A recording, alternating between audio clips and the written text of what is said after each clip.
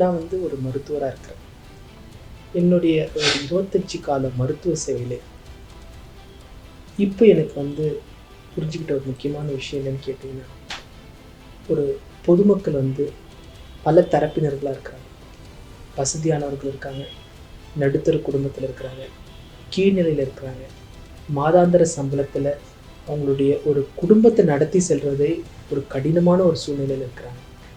அப்படியேப்பட்ட இருக்கிறவங்களுக்கு பல அவசர கால ஒரு பொருளாதார நெருக்கடியோ ஒரு பொருளாதார அவசியமோ சூழ்நிலை ஏற்படுது. அதில் ரொம்ப முக்கியமாக ஒரு கஷ்டமான ஒரு விஷயம், தவிர்க்க முடியாத ஒரு அவசர நெருக்கடி பிரச்சனை என்னன்னு நீங்கள் பார்த்தீங்கன்னா மருத்துவ பிரச்சனை இல்லைங்களா? மருத்துவ குறைபாடுகள் எதிர்பாராத ஒரு கட்டத்தில் வரும், அவசர கட்டமாக வரும். அப்போது ஒரு எமர்ஜென்சி, ஒரு ட்ராமா. இன்றைக்கி பார்த்தீங்கன்னா கோவிட் யாருக்கு வரும்னே தெரியாது, எப்போ நமக்கு விபத்து ஏற்படும்ன்றது தெரியாது, எப்போ நமக்கு திடீர்னு ஒரு மாரடைப்போ ஒரு பக்கவாதமோ ஒரு உடலில் ஒரு தீவிர பிரச்சனையோ திடீர்னு ஏற்படும் தெரியாது. புற்றுநோய் யாருக்கு வரும்ன்றது கண்டறியவே முடியாது.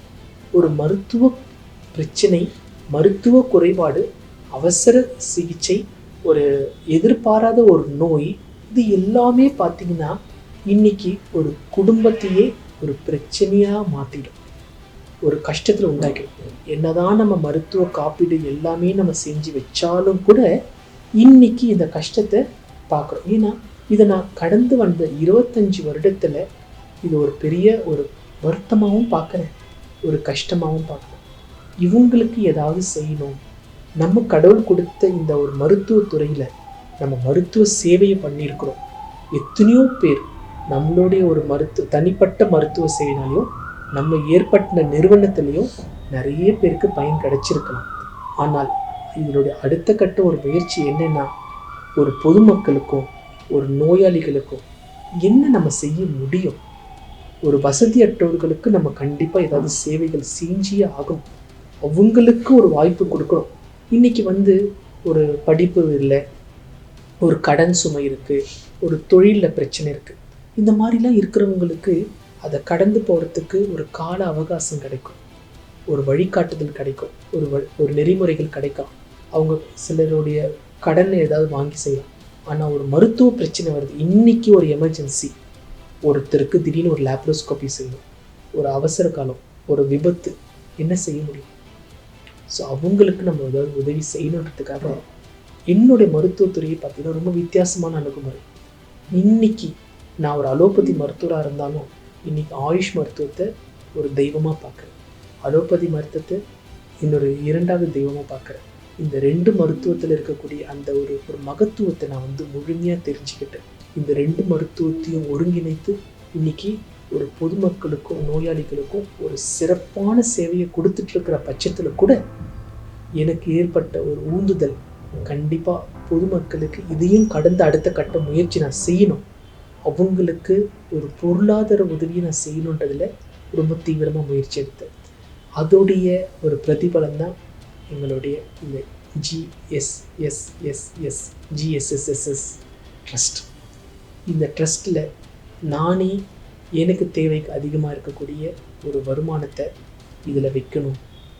இந்த வருமானம், இதில் வரக்கூடிய ஒரு பொருள் எவ்வளோ முடியாதவர்களுக்கு மருத்துவத்துக்கு தேவைப்படுமோ அவங்களுக்கு உதவி செய்யணும், இது போய் சேரணும். இந்த ட்ரஸ்ட் ஒரு சேரிட்டி இருக்கணும், ஒரு ரிஜிஸ்டர்ட் ட்ரஸ்ட்டாக இருக்கணும். இன்றைக்கி எவ்வளோ பேர் இந்த ட்ரஸ்ட்டில் அவங்க ஏதோ ஒரு நல்லது செய்யணும் 4 பேருக்கு நினைக்கிறாங்கன்னா இந்த ட்ரஸ்ட்டில் போட்டால் அவங்களுக்கு என்ன சொல்கிறது, இந்த இன்கம் டேக்ஸில் கிடைக்கக்கூடிய பெனிஃபிட்ஸ், அரசாங்கத்தில் கொடுக்கக்கூடிய வருமானத்தில் கொடுக்கக்கூடிய சில சலுகைகளை அவங்க பெற்றுடுறாங்க. அந்த மாதிரி ஒரு தொலைநோக்கு பார்வையில் இந்த ட்ரஸ்ட்டு ஒரு ஜென்யூனாக ஒரு பப்ளிக்கு ஃபெமிலியராகவும் சர்வீஸுக்கு குறிப்பாக இந்த ட்ரஸ்ட்டில் நான் மற்ற எல்லா விதமான ஒரு கம்யூனிட்டி வெல்ஃபேர் ப்ரோக்ராம் பண்ணலாம், ஒரு ஹெல்த் அவேர்னஸ் ப்ரோக்ராம் பண்ணலாம், ஒரு ஹெல்த் ஸ்க்ரீனிங் பண்ணலாம். எல்லாமே ஒரு ஹெல்த் சான்றதாக நான் பண்ணணும்.